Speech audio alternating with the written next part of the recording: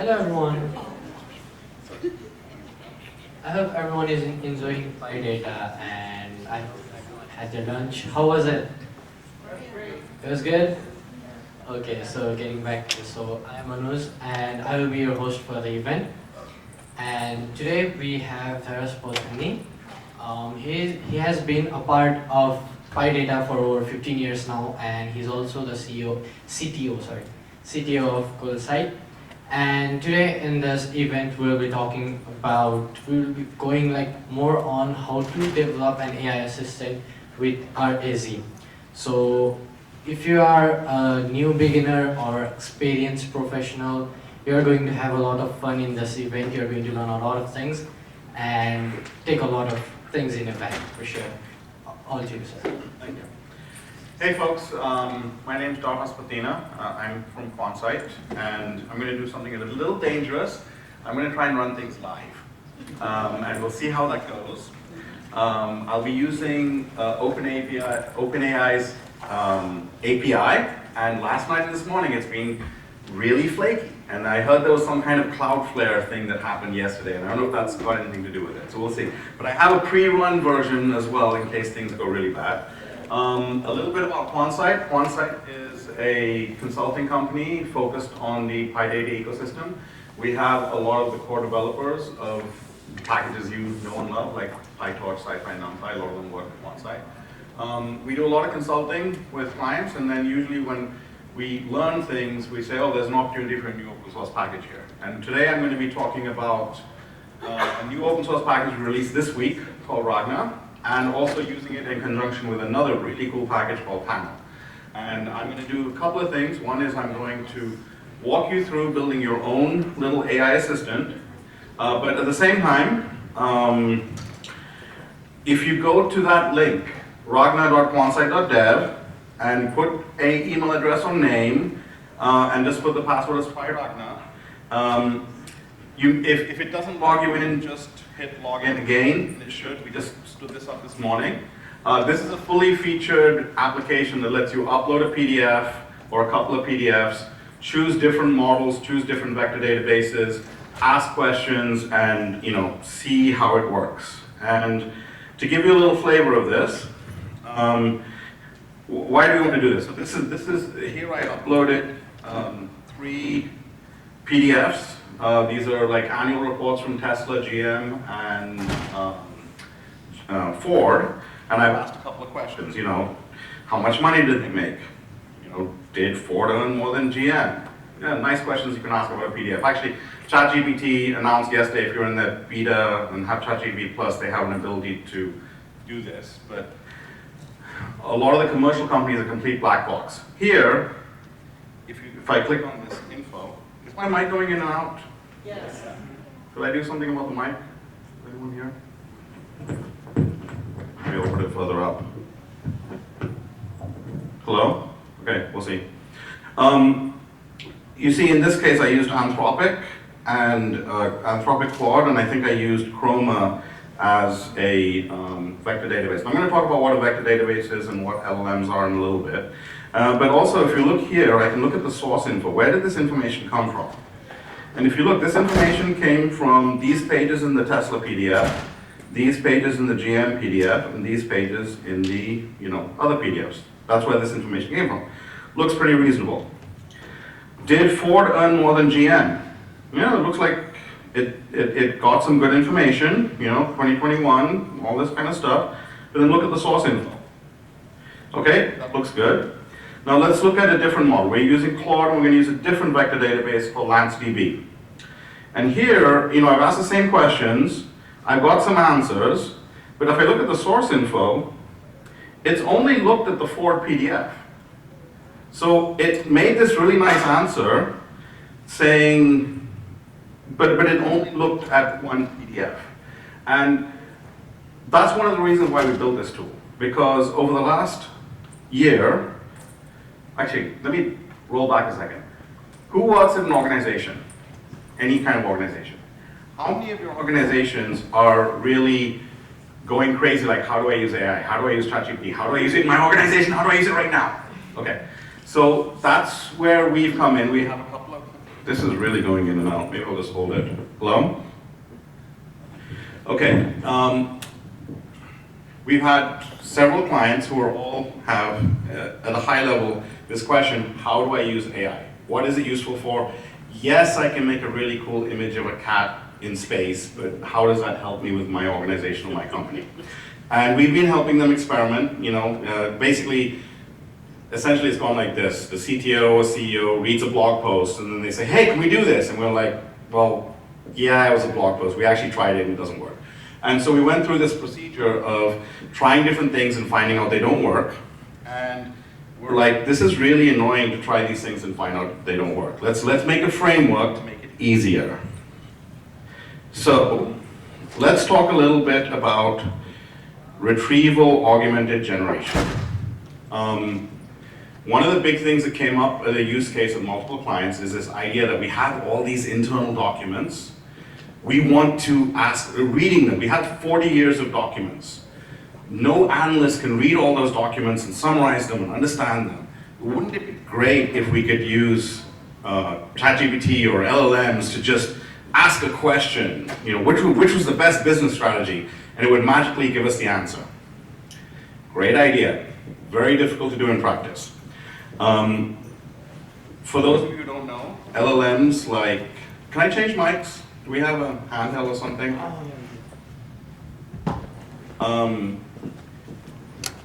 LLMs like ChatGPT or Claude or Llama, these are built on extremely large but static data sets.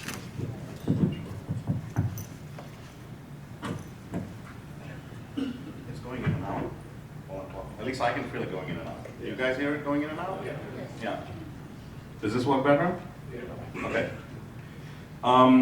So this is Ragna is an open source framework that we actually open sourced 3 days ago.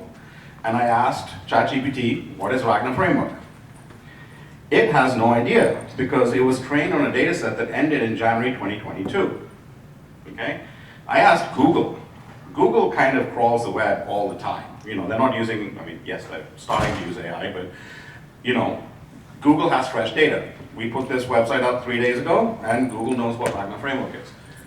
LLMs inherently are trained on a fixed data set. When you want to ask questions about your internal documents or something new, you have to find some way to provide that new data over to the model.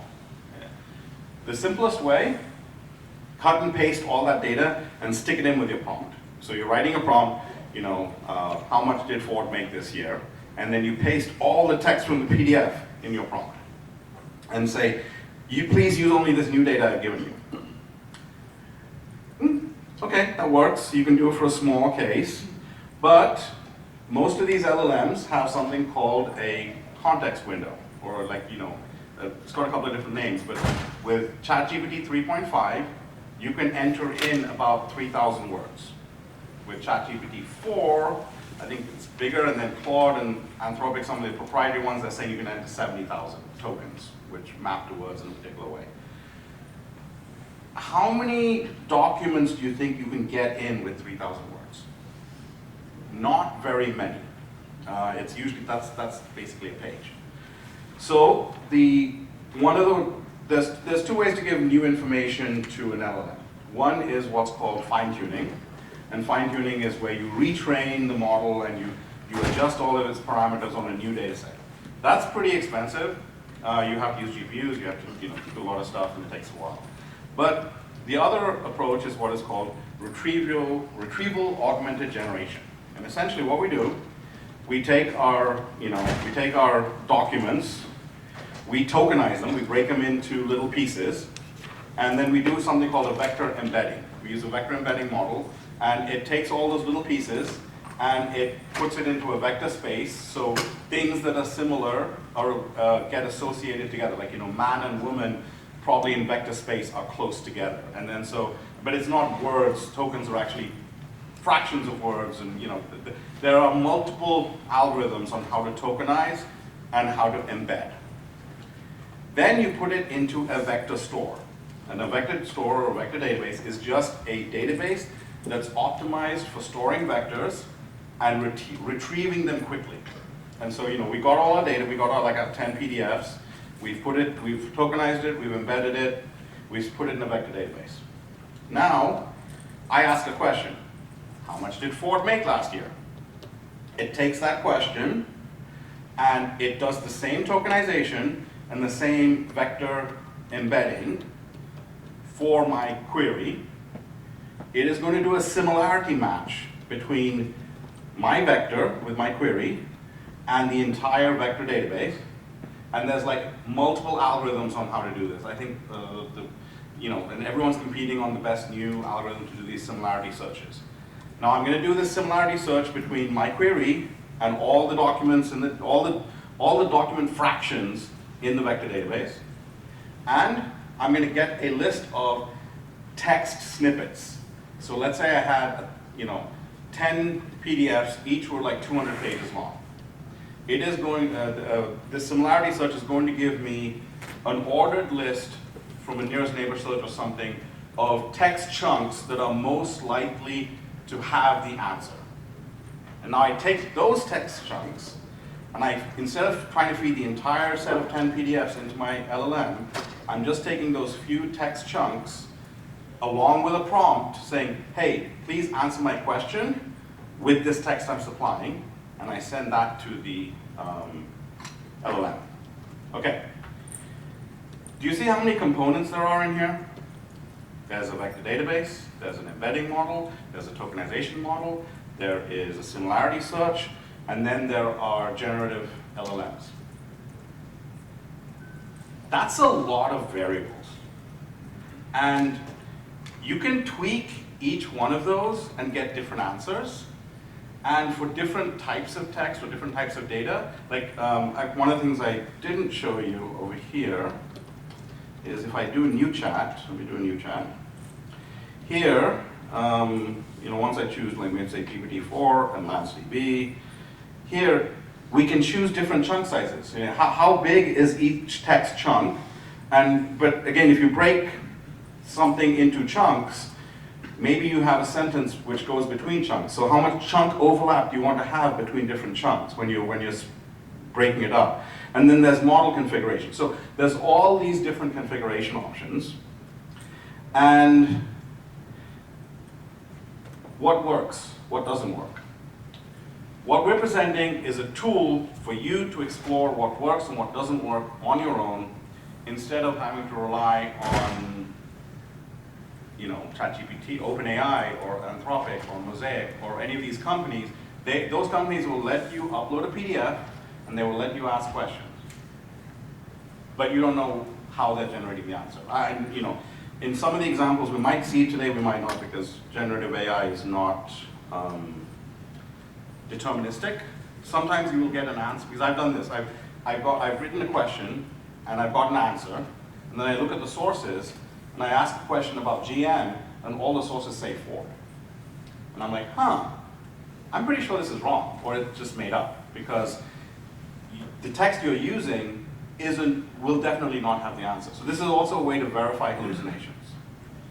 Okay, today we're going to talk about, and I'm going to go through some code really quickly, and we're going to be using Ragna, which is the new framework for building generative apps, and we're going to use Panel, which is a tool for building web applications really quickly with low code. And so I'm going to use a couple of documents. So here I have three documents. One's about Ford, one's about GM, and one is just a little text file of what is Ragna. And it just has a list there.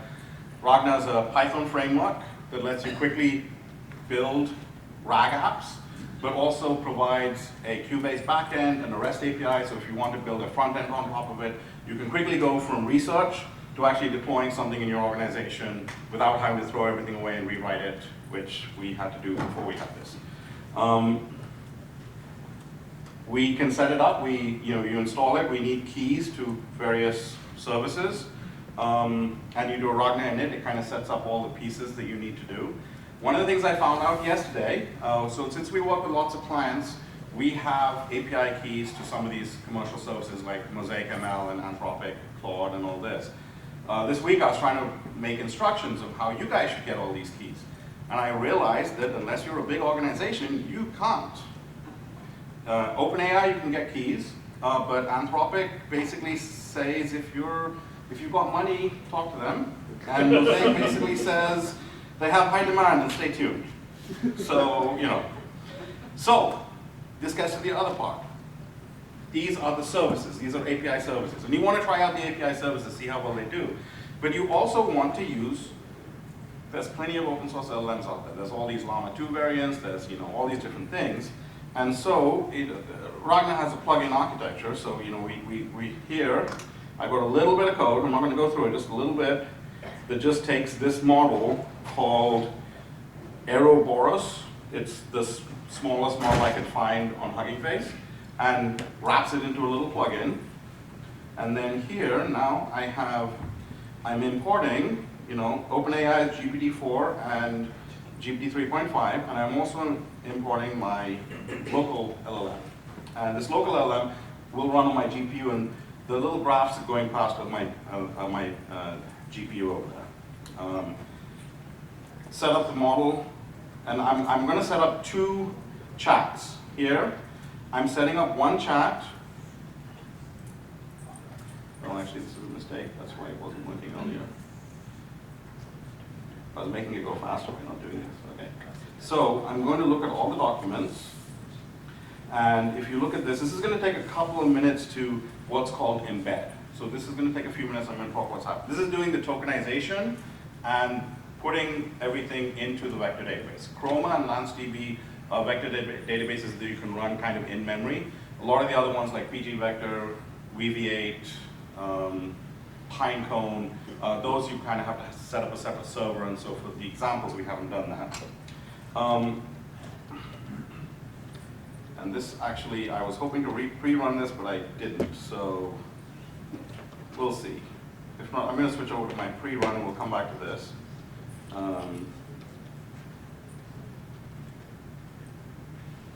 Okay, so once you've prepared the models, did this one finish? Nope, still going. Okay, I'm going to switch here.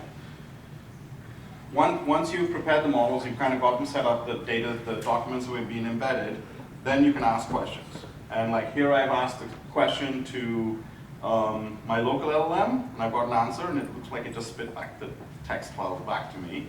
And then I've got the same thing using OpenAI's 3.5, and it's done a little summarization. And if we look at the sources, answer.sources, the source that used, the text chunk, is this text chunk, which looks like my little text file. So yes, it's working. In the experiments I did leading up to this talk, often I got crazy stuff there when I changed some settings. And we also found a bug in Chroma that we found. But anyway, so let me see if this is. No, it's still going. Okay. I was hoping to show you the. Oh yeah, it is using the GPU right now. Okay. So if you see the GPU lines went up because it's pegging the GPU trying to run the model right now. But anyway, I will go back to my pre-run version. Now we're going to do this. We're going to now convert this. So that was nice. I got Jupyter cells. I'm asking questions. A little clunky. But actually, I would like to actually make a little chat widget.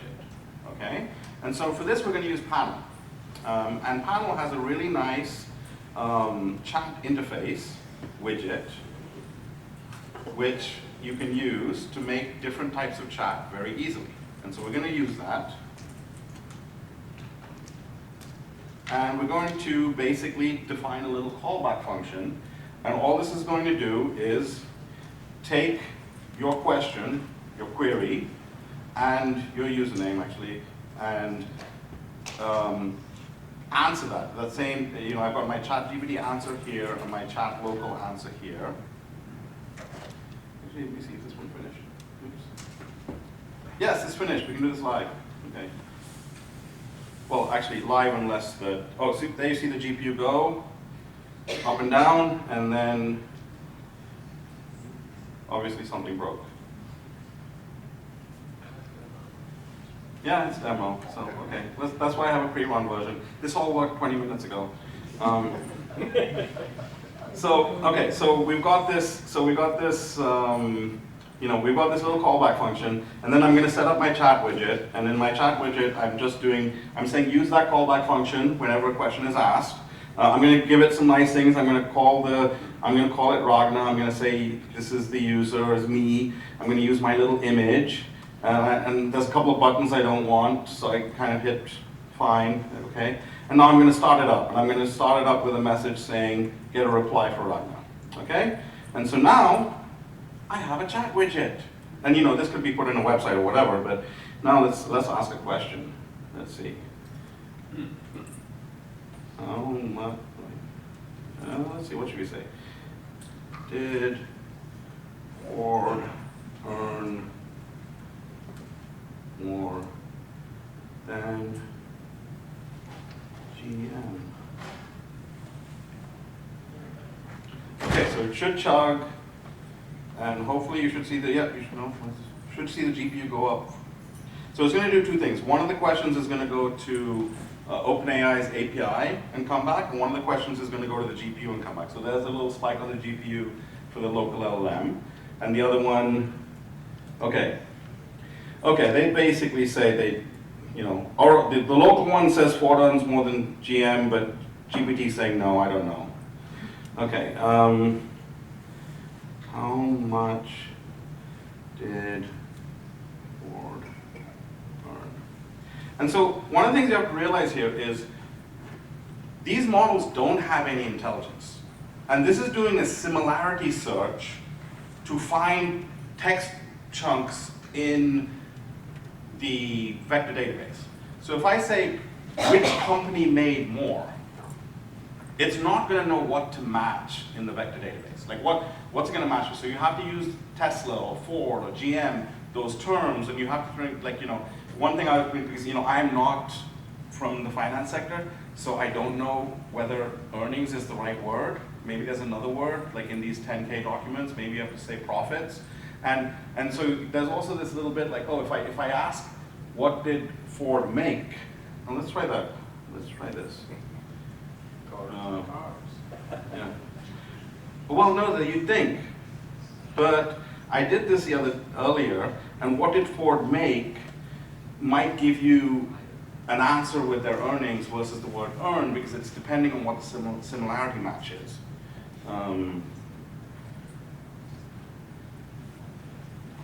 Okay, you're right, it manufactures vehicles. But earlier, I phrased it in a particular way, and I said, I said, did Ford make more than GM? So let's try that. More cars. Yeah, well, let's see.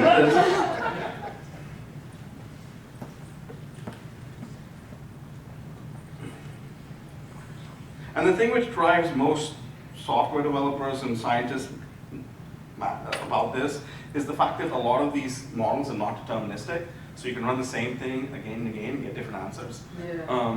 But one of the reasons we built this tool is our clients were trying to work out how much they could trust these models, and they're trying to go, which vector database should we use, which embedding model, how much can we trust it? If we're asking a question about, what were our earnings, and it made stuff up, and our analysts use that to do something, now we're in trouble. So it's very nice that you can have this kind of generative ask an English language question and get a good answer, well, a good sounding answer. But the question is, can you get a good answer? I'm going to make a comment. Yeah, I don't know why this is talking about Ragna now. It's like, it is off the rails. So anyway, and now, the thing is, one of the things we had is we started off with LangChain and Llama Index and a lot of these tools. And those tools are really great to get your feet wet initially. They're what I'd call enthusiast tools. LangChain has, by now, I don't know, like 160 different integrations to pretty much everything you can think of. But that came at a cost. It's what I call an enthusiast framework. We started there, we started using it, and then you start trying to move things into production, you realize you're like, oh, I want to set the context window to 250. Oh no, I want to change it to 500. Why is it not changing? Look in the code, look in the code. Oh, someone hard-coded it as 250 way down in the code base because they were trying to make a demo quickly. So there's a lot of, and I'm not dissing them, they're very good tools if you're trying to get an initial idea of how things work. what we built Ragna to do is to be a place where you can do research on reinforcement augmented generation, but at the same time, part of the research has to be deploying it to clients. I mean, deploying it to groups in your organization. So we wanted not just some Python code we can run in a notebook, we also wanted a full-fledged Python API, a REST API, and a way to easily build front-end applications or integrations into Slack or integrations into something else, and a low-code tool like Panel, so we can experiment with something, deploy quickly to a small set of users, and since it's queue-backed, now if we need to go to a larger set of users, we don't have to throw the whole thing away. We can just kind of keep moving. And so the real goal here is to be able, like for example, in this case, I'm taking two models, actually three models, GPT-4, GPT-3.5, Ouroboros, two vector databases. I'm looping through all of them and asking the same question, how much did GM and Ford earn? And oh, see, that's the question. I should have used earn, not make. So, and then here, if you look, you can see Chroma with GPT 3.5, GM earned a net of this, and OpenAI GPT-4. And this is also you still have to look at the sources, because I was doing an experiment earlier, and it very confidently told me that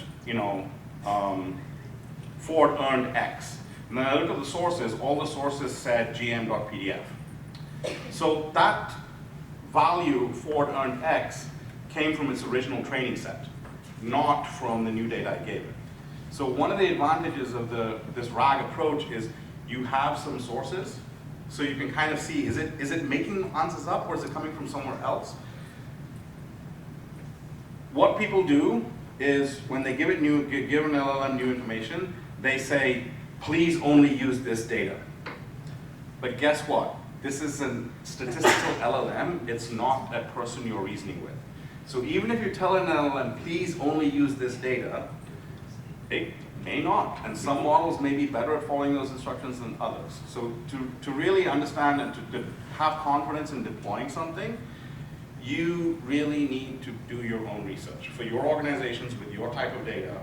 And we're proposing that Ragna is a framework you can use for that, fully open source, and we'd love for people to help us develop it. And with that, oh, and this was cool. I told Canva to make a Viking ship on a sea of documents.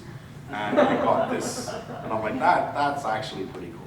Because if actually let me go there. Because the logo we came up for Ragna, actually,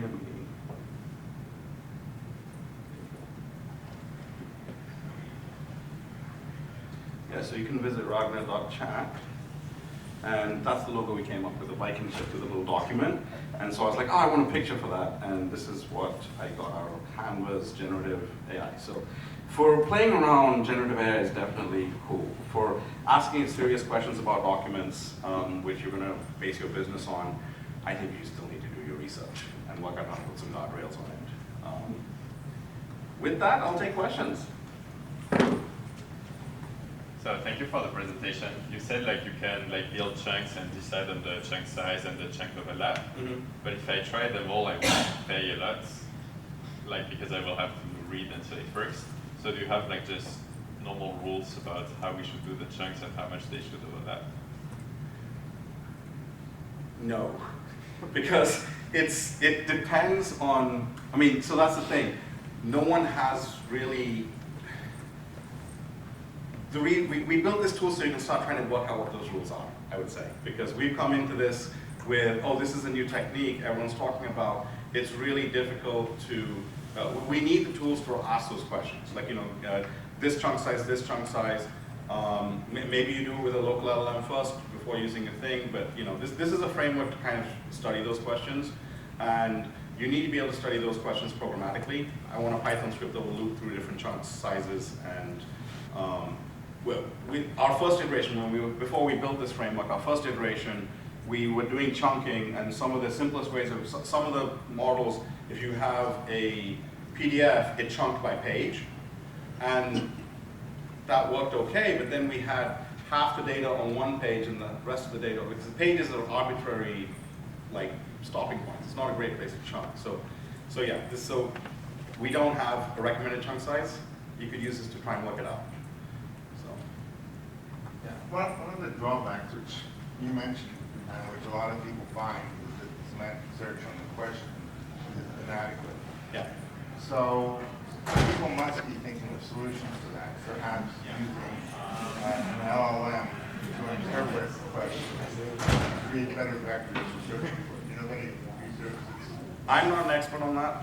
What? But I'm personally not an expert on that, but there's a lot of research going into different types of similarity searches, and also one of the other things we're doing, which isn't exactly related to this, is taking a question and looking at the internal databases that are available and trying to work out which tables in those databases and trying to write the SQL or graph query, you know, kind of. Yeah, that's the kind of thing I'm talking Yeah, about. so- Data catalog. Yeah, basically trying to map between, you know, the natural language question. And we found this when we worked, because in one of the initial questions, you know, the way these project works is the CEO or CTO says, hey, I read this blog.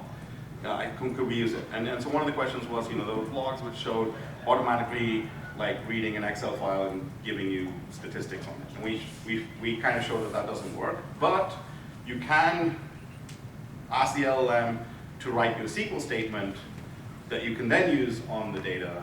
And that works really well because SQL is a very limited grammar. Same thing if you ask an LLM to write you Pandas code. Pandas API is massive. And there's like 500 ways to do the same thing, and it's changed over the years. And so the likelihood of getting good Pandas code with the right capitalization and everything is a lot harder than getting good SQL code when you ask an LLM. I wanted to ask if the quality of responses even changes if we also include fine-tuning the model as one of the steps before we provide documents for retrieval? It can, and so the client, with some of the clients we're working with, we're doing both. We're doing RAG in some cases. We're also trying to find, for the GraphQL case, RAG didn't work for GraphQL.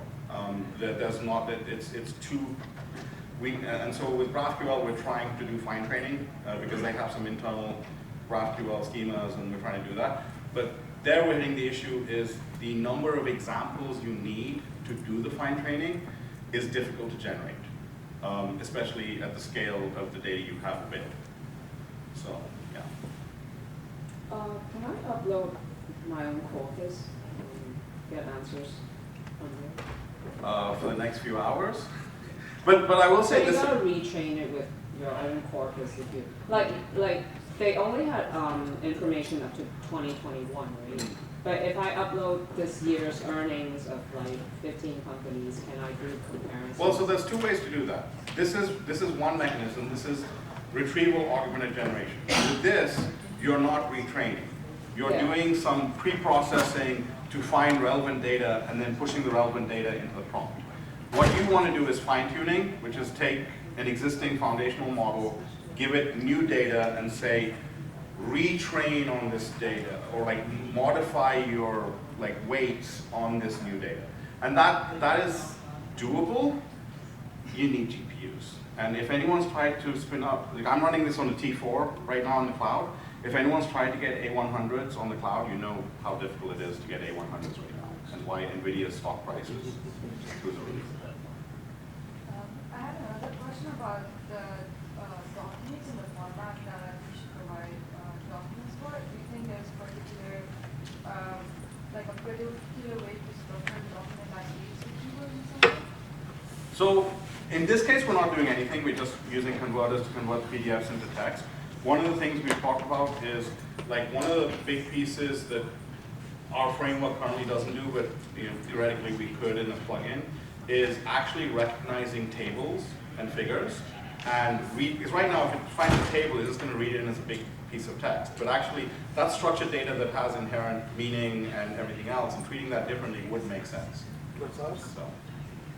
And when you load the file and you use Ragna, do you have like all the text processing, when you skip a line or all the special characters? When you just drag and drop the PDF, like it's completely messed up when it's read? So again, Ragna is a plugin framework, and it's based on experience we've had with a couple of clients. And so all the things we've done for clients are not in the open source version. We've done basic plugins, like the basic plugin just uses PyMu-PDF to convert the PDF to text. There's nothing else. But since it's a plugin architecture, you could write your own like pre-processing algorithm to clean up the data or to remove new lines or things like that. But on the other hand, I don't know if you need to remove new lines because theoretically the vector search kind of just, I don't know exactly how those algorithms work.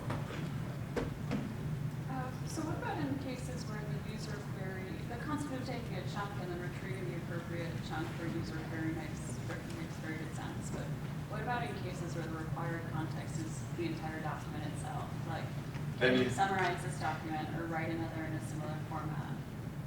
Yeah, well, that's the thing. That's where you're kind of stuck. You could do fine tuning, but then if you do fine tuning, you're not tuning it on that one document. You're tuning it on a corpus of documents. The only other way is to try one of the models which has I think Claude is claiming 70,000 tokens of context, but it's unclear how well those work. And that's one of the fundamental things, because when we started working with some of our clients, they're like, hey, can I just upload they gave us a Excel file with, I'm trying to remember, 10K rows, which is not that big of an Excel file. Say, hey, can we put this in and summarize it? And we put 700 rows in and showed that we're using, to get 10,000 rows in, we would have to have 400 gig of GPU RAM, which is impossible. You know, the amount of RAM, and that's the problem. That's why all these models have such small windows, is, especially if you think of numbers like in an Excel file, every single decimal is going to be a different data point. And so it just blows up the memory when you put it in vector space. So, Anthropic claims to have read The Great Gatsby. no, but here's the thing. Yes, it can be, like, so I did this yesterday, and I asked a question about Ford's earnings, and I gave it a 2022 document. The answer I got back was 2023 data or 2019 data. I know it got that from the public internet, not from my document. So if they put The Great Gatsby in and asked a question, it could have downloaded, it could be using a Wikipedia summary and giving that back to you. I mean, you don't know where it got the data from. And there's no way to constrain it and say, it has to only come from this PDF. In your experience with clients, was fine-tuning an effective way to introduce new facts or information without impacting the general capability, or was RAG a better way to get? From our initial experimentation, because everything, this was fast and furious, right? Because something new, by the time you explained to a client how something worked, there were 3 new blog posts changing the way how everything worked. So we were kind of going very, very fast with this.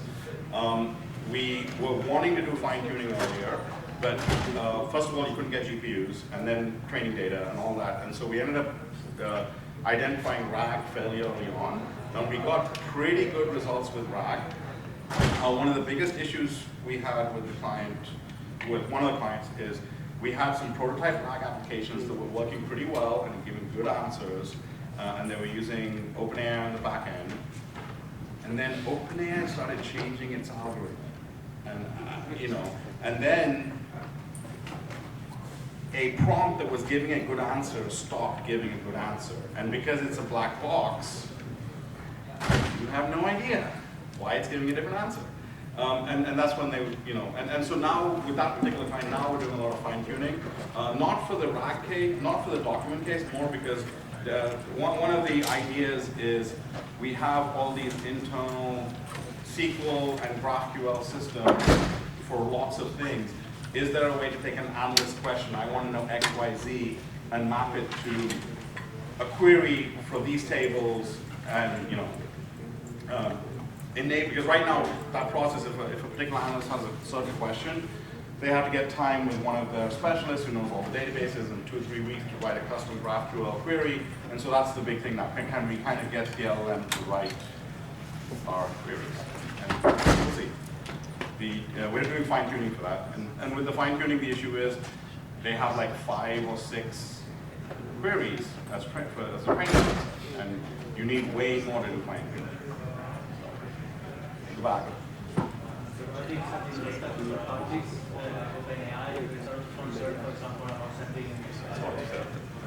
Oh yeah, so that happened when we first started with the clients. They all said, oh, we want to run local LLMs, we don't want to use anything in the cloud. And soon it became fairly clear that getting GPUs is hard, getting GPUs is expensive. And then they all said, oh, we can get OpenAI through Microsoft, and Microsoft guarantees privacy. And then they just went the Azure route. And more recently, OpenAI is also promising privacy. Right? You can sign legal documents. And so they were kind of like, okay, now we're fine with APIs. The back? I was wondering, is evaluation built into Ragna beyond just like the eye test? Like, do you have a way to upload a testing data set? Not yet, but because it's all just Python API, you could write your own evaluation. And we've got some in notebooks we've written where we've just kind of used a similarity to an answer we've handwritten and stuff like that. There's also some other things, there's some other libraries that can do that, could be integrated. Thank you, everyone.